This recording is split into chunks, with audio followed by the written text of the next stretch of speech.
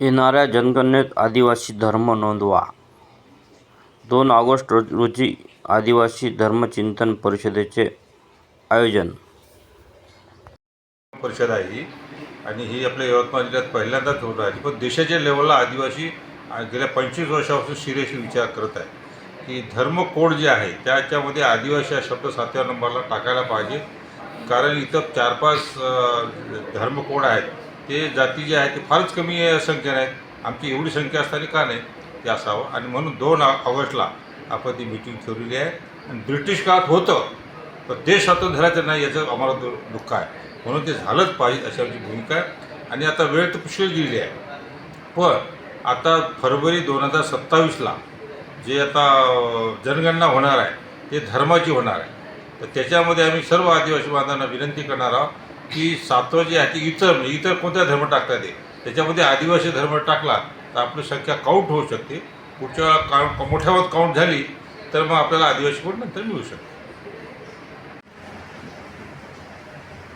2 ऑगस्टला यवतमाळमध्ये एक क्रांतिकारी परिषद, खरं म्हणजे जी आत्तापर्यंत यवतमाळ शहरामध्ये किंवा या परिसरामध्ये झाली नाही अशा पद्धतीचा विषय घेऊन आदिवासी जनता एक परिषद करते आहे.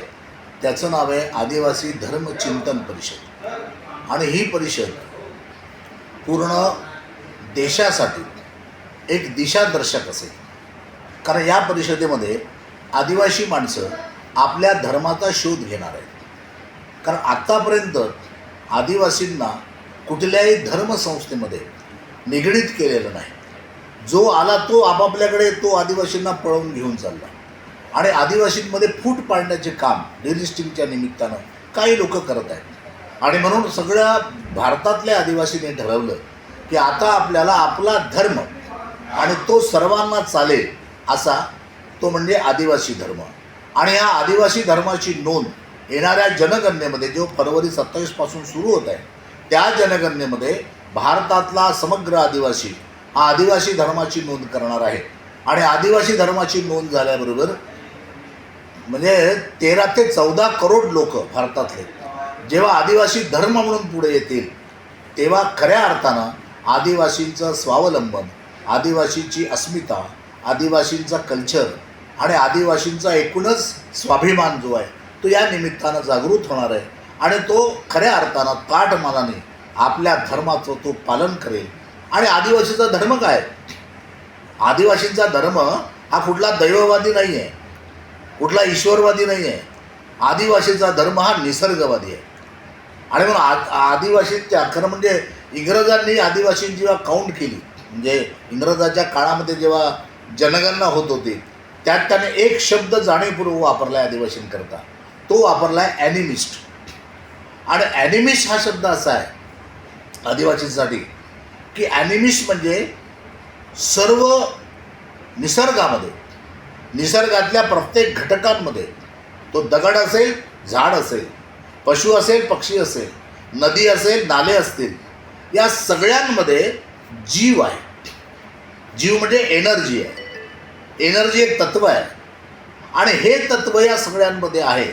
आणि म्हणून आपण या सर्वांची आराधना केली पाहिजे, त्यांची पूजा केली पाहिजे.